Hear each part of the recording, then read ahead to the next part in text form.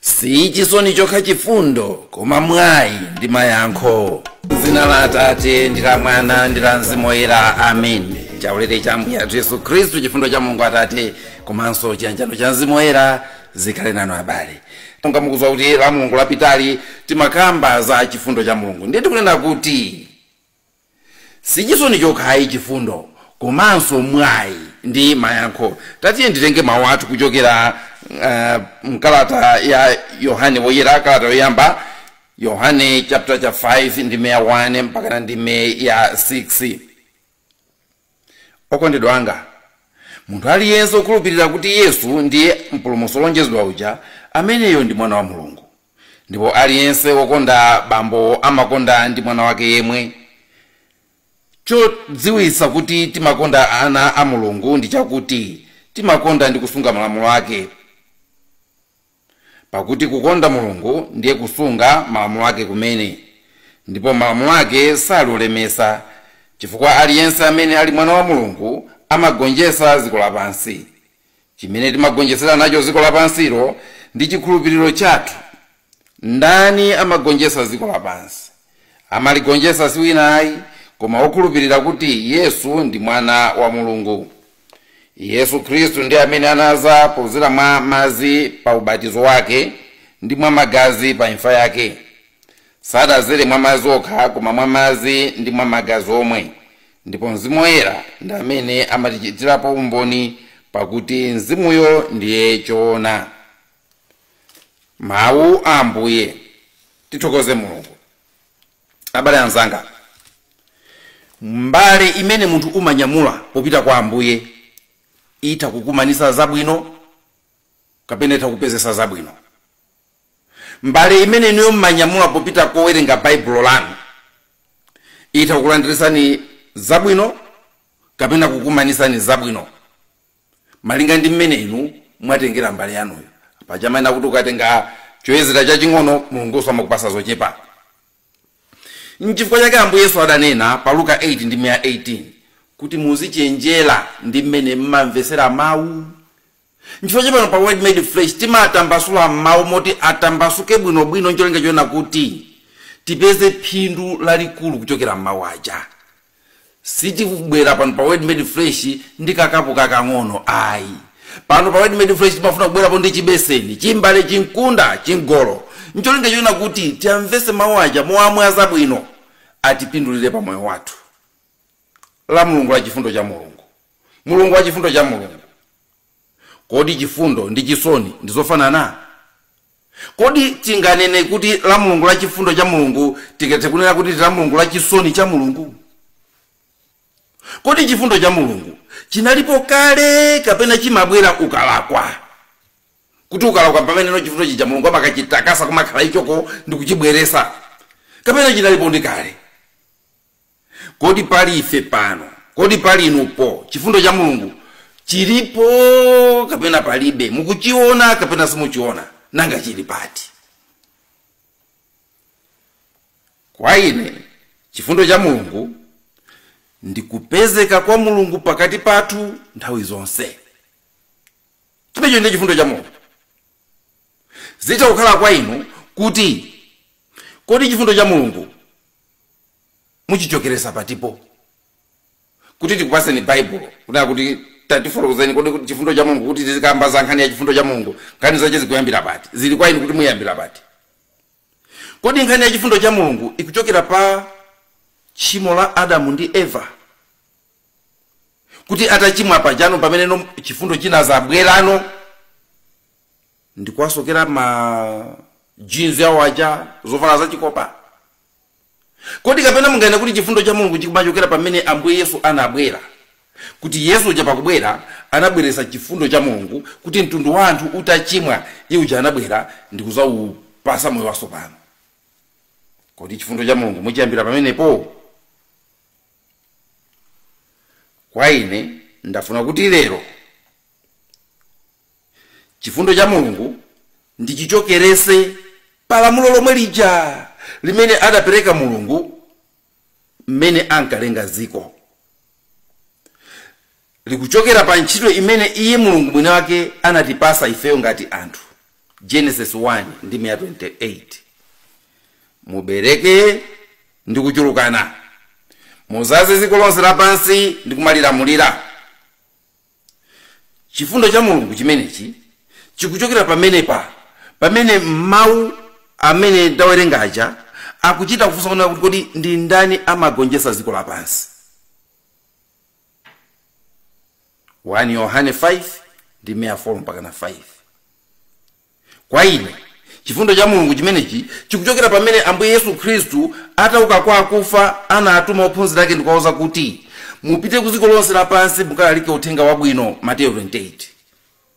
Ndikukutenga ngati kumeneku ngati kuti kugonjetsa dziko lapansi.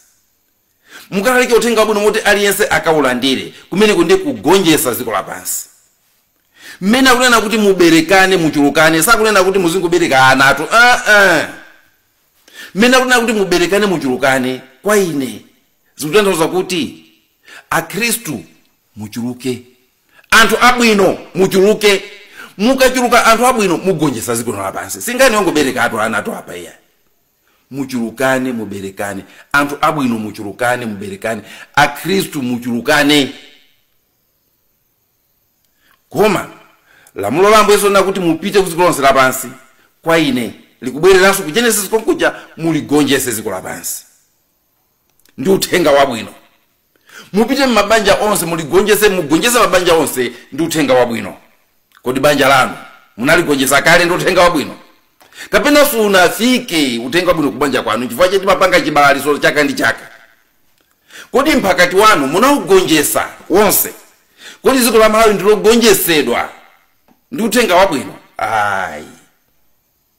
Mulungu apereka ntchito, watiuza chochita, tiligonjetse dzikoli, tizale ufumu wake dzikoli. Tikalephera zatisokonekera basi. Koma tikakhoza dzina lake lizitamandika.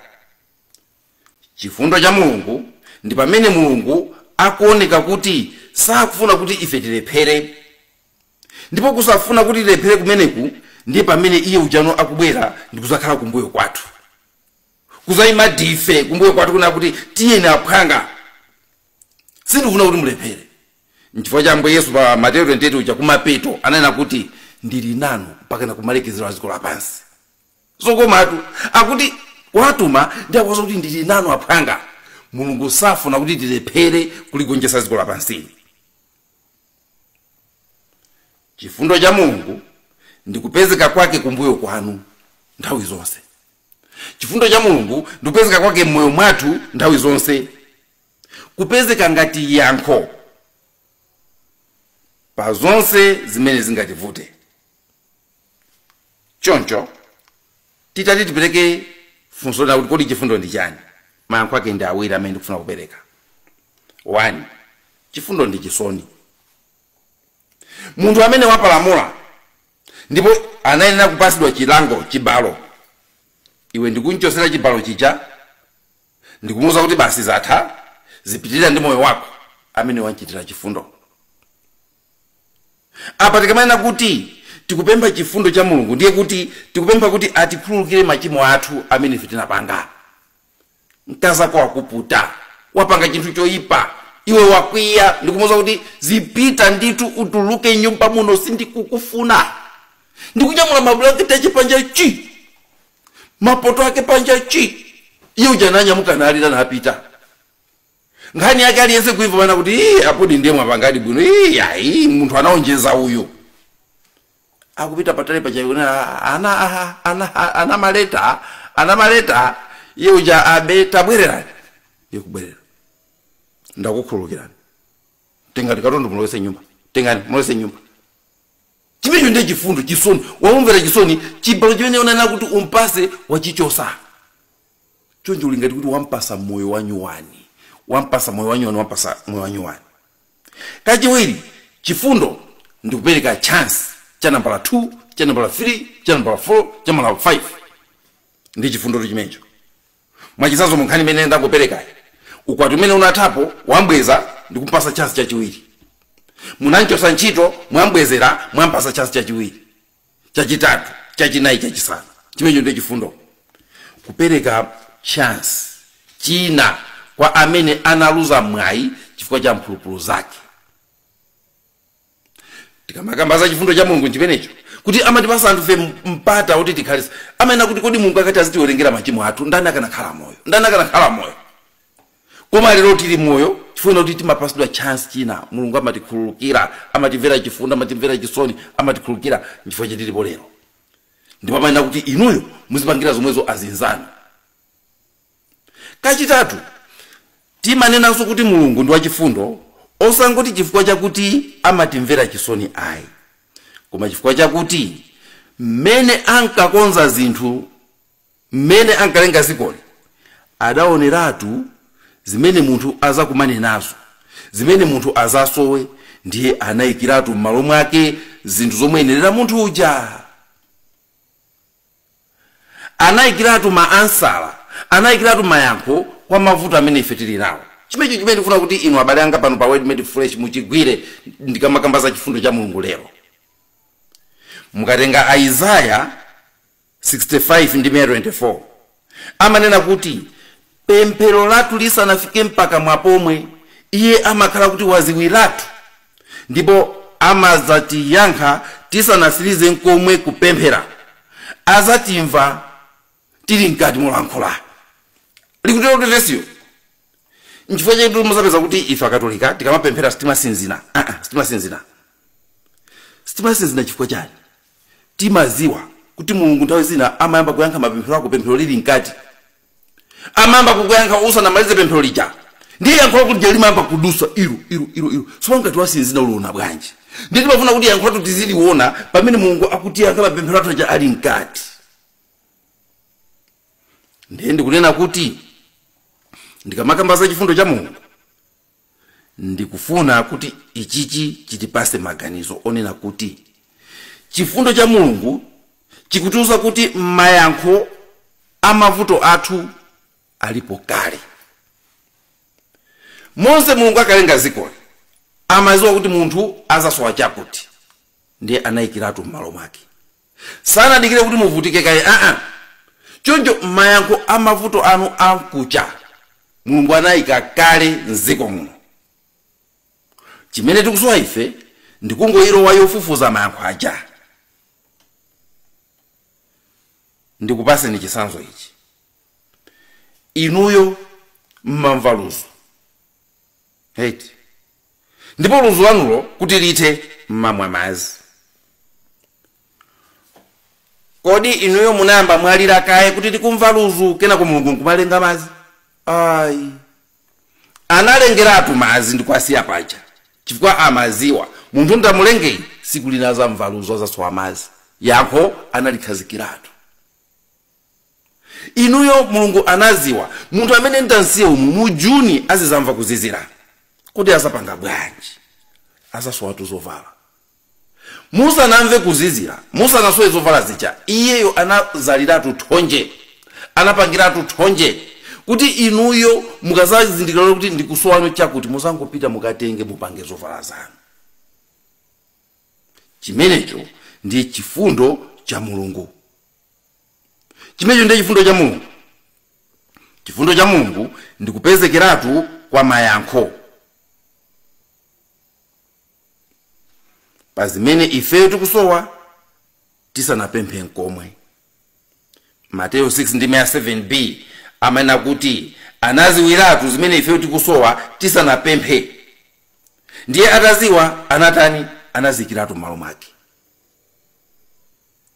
Mulungu anaziwa kuti ifeyo tizavutika potumiza mauthenga, kuti munthu tumiza uthenga wa maliro kuchilipa kapena kwa nansasala uko, iwe uli kuno ukungoyenera kuti unyamuke upite. Zimene tipapanga kale umayenera kuti ungonyamuka upite. Koma timasowa kuti siku lina mwina tizampemphe Mulungu kuti Ambuye zoma uchite kuti tichite kuyenderazi Ambuye zikuvuta kwambiri. Inuyo mulipo siku limene inuyo munaona kuti wina wake pena pake anazuka nkumpempha Mulungu kuti Ambuye maserofoni bwanji, mafoni am'manja bwanji Ambuye chifukwa kuyenda kukuvuta. Ayi. komatu lero tili ndi mafoni. Ukafuna kutumuza uthenga kandi kulilonga kandi kuja kandi kuti umangopanga hallo anthu ndikuyankha ndikuwapasa uthenga uja. Kodi mmene tinkaenda pansi zopangira za maselofoni zinali kwani? Ine mufuna kunduza kuti zopangira maselofoni zachita kugwa kuchokera kumwamba?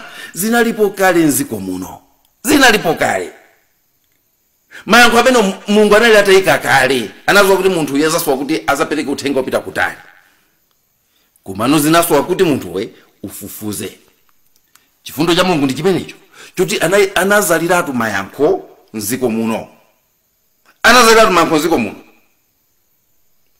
N'chifukwa chake Miyambo 25 ndi 2 amanena kuti ulemerero wa Mulungu wagona pakubisa zinthu, mmenemo ulemerero wa mafumu wagona pakuzifufuza zinthuzo.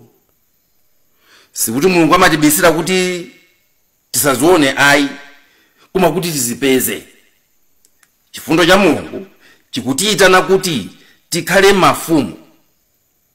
Ndipo kuti tikhale mafumu tikhale ndi mtima ofunafuna mayankho. Chivumbuluso 1 ndi 6 akutivumbulutsira kuti iye anatisandutsa ife kukhala mafumu, kuti tizitumikira Mulungu Atate yake mozipereka ngati mtundu wa nsembe.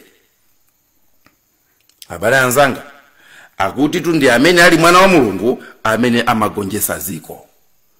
Komano inu ndi ine pano tikulephera kugonjetsa zikoli. Chifukwa chani? Azatu achizungu analigonjetsatu zikoli. Amapita mpaka ku mazi, amapita mpaka kuti anapanga masitima, anapanga chani. Koma ife muchikuda kwathu tikulephera kuligonjetsa zikoli. Koma chifundo cha Mulungu chili ponseponse. Ndikana kuti chifundo cha Mulungu tunatauza kuti mayankho amavuto athu ali ponseponse. Ngakhale vuto lano limene mukumana nalo inu lero muzikhulupirira kuti ziko lapansi lomwe lino yankho lake lilipo. Monse akabwera covid uja mayankho ake alipo. Mayankho ake alipo. Koma lero ife tikulephera kuligonjetsa ziko lapansi. Chinthu choyamba chimene chikutilepheresa inu ndi ine kuti tiligonjetse zikoli ndi mantha. Timaopa kupanga zinthu poopa kulakwisa. Lero Mulungu akuti ali ndi chifundo. Tiyeni tulukani kapangeni zinthu. Mukalakwisa ndi mtima wakufuna kwabwino, chifundo chake chilipo. Akupasani chance chachiwiri choti muyesenso. Osamaopa kulephera, osamaopa kuphonyesa. Sikuti akupasani chilango choti musazayambirenso. Ifeyo anthu akakhala kuti akuyesa kupanga china chake ndi kulakwisa, chidwi chathu chimakhala pakulakwisako osati pakuyesako iyayi. Ndiye timampasa munthu cha chilango choti asazayambirenso. Ayi. Potero timapha choyesacho, timapha mtima wakuyesa mwanthu chifukwa amaopa ndikangolakwisa apa andigwira pakosi kuti ndisazayambirenso. Ndipo chitukuko chathu timachigonjetsa chifukwa chona kuti timalephera kuti anthu fe tilimbe mtima timaopa. Tikukanika kugonjetsa ziko lapansi chifukwa sitikusekula maso athu kuti tione mayankho amavuto athu osiyanasiyana, koma timangolira kulirira Mulungu. Ambuye Mulungu, Ambuye Mulungu mwakuti misozi mmasomo. Mapempheredwe otero tisiye, mapempheredwe omalira tisiye. Mpali chimwe athu muno nawo za Khristu kuti kwathu kuno sindifuna kuzamvanso mapemphero omalira. Chifukwa misozi imaseka maso. Misozi maukanikisa kuti uone yankho la Mulungu limene wakupasa. Ife mapemphero athu, kupempha kwathu, tizipempha tikuyang'ana, tikufufuza mayankho a Mulungu. Tizipanga pemphero na kuti Mulungu atisegule m'maso. Anthu fe tikumalephera kupindula ndi chifundo cha Mulungu chifukwa timaganiza kuti chifundo ndiye kuti chisoni basi. Lero ndikuti chifundo chisichisoni chokha. Chifundo ndi chance number 2, chance number 3 chimene wapasidwa. Chifundo ndi mayankho opezekeratu amene Mulungu anayika nziko muno. Ngati munthu kuona ngati kuti chifundo ndi chisoni chokha, umangodikira uonesedwe chisoni ukhale pansi. Koma ukazindikira kuti chifundo ndi chance cha number 2 chimene wapasidwa, ndi kuti ukhala pansi ndikuzifunsa kuna kuti kodi chance ndapasidwachi ndichigwiritse bwino ntchito bwanji kuti zichasa zachitikenso. Singani omango mwedula kuti Mulungu andichitira chifundo andikhululukira akakukhululukira ndi kuti okupasa moyo wina, okupasa chance china. Ukapulumuka ku ngozi chifuna kuti unapita kolezera, Mulungu akupasa chance china. Ndiye momwe ungotokoza Mulungu ndichitira chifundo munandipulumusa ku ngozi. Uziwe ndi chance number 2. Ndiye uzifunse kuti chance number 2 chi ndichipanga nacho bwanji. Kodi mpata wina natapasidwawo ndipange nawo bwanji. Akakhala kuti anakuchosa ntchito kena kuti kukubwezera uzangotokoza Mulungu kuti ambuye pandichitira chifundo ndino chifundo.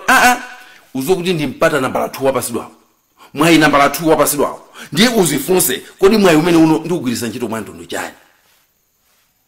Ndili standard 8 ndinalandira school report kuchokera ku seminary londoza kuti andichosa sukulu, analembapo he is dismissed ma capital letters, ndipo anafutapo ndi tipex ndikulembapo kuti he repeats standard 8 nakabweriza standard 8. Chimene chinali chifundo cha Mulungu, chinali chifundo cha Mulungu. Koma ineyo nena kuona mu chifundo cha Mulungu mo chance mpata wachiwiri umene ndapasidwa. Kuti mene ndapasidwa mpata wachiwiri munditani ndenanena kupita ndikukalimbikira, ndikukalimbikira kuona kuti wina aso zasakeso ni maganizo osandichosa ku seminary. Chimenecho ndi chifundo mene timayenera kuchigwirisira ntchito, ndi mpata chance chimene Mulungu akupasa.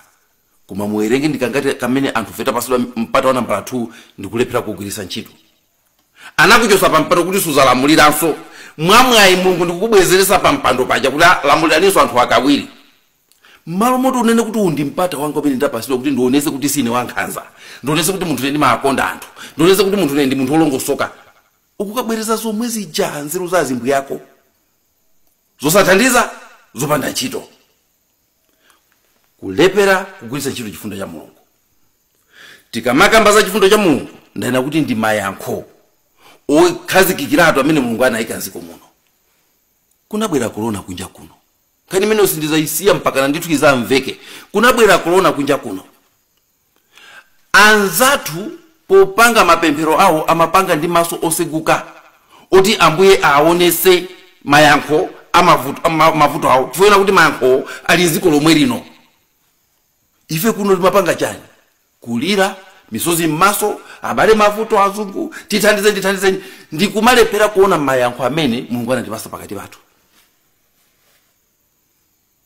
Tikukanika kuzindikira kuti palibe vuto m'dziko muno limene lilipo limene yankho ake mulibe.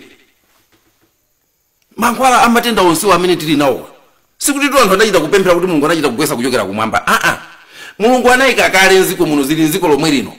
Komano Mulungu chimapanga iye ndikusegula maso kuti uone kuti yankho langa lijalire apa, ntapanga ichi ndichi zipanga mwakuti. Chimenecho ndi chifundo cha Mulungu pokhazikisiratu mayankho m'dziko lathu lino. Palibe vuto lino mungaime pamene pakana kuti m'dziko muno mulibe moyankho lake. Ngakhale mbanja mwanu mmene mulibe vuto limene mungane kuti vuto ilili yankho lake kulibe. Mayankho Mulungu anayika kale, chimenecho ndi chifundo cha Mulungu.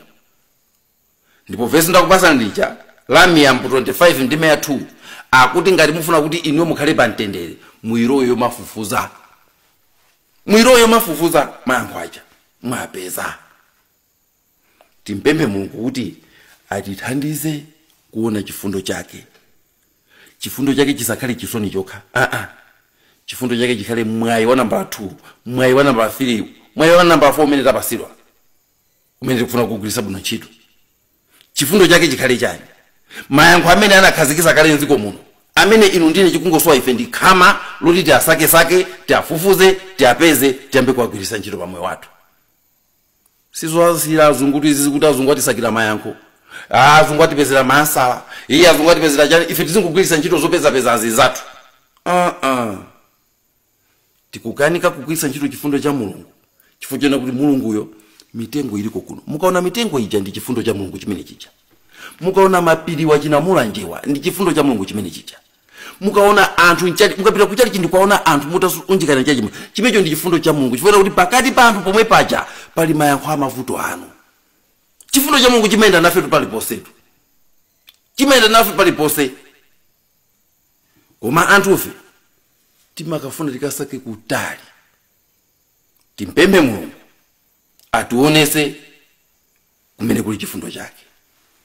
Mulungu wamphamvu zonse tikuthokozani kuti mwa chifundo chanu munalenga dzikoli ndi kutibweretsa mutayika kale mayankho ambiri pa mavuto athu amene sanabwere. Tikupemphani muzititsegula maso kuti tiziona kumene mayankho munaabisa, pakuti inu Mulungu ukulu wanu ndi ulemerero wanu wagona pakubisa zinthu, pamene ndithu ulemerero wa mafumu wagona pakuzifufuza zinthuzo. Mwa Yesu Khristu mweyo Ambuye athu, amen. M'dzina la Atate ndi la Mwana ndi la Mzimu Woyera, amen.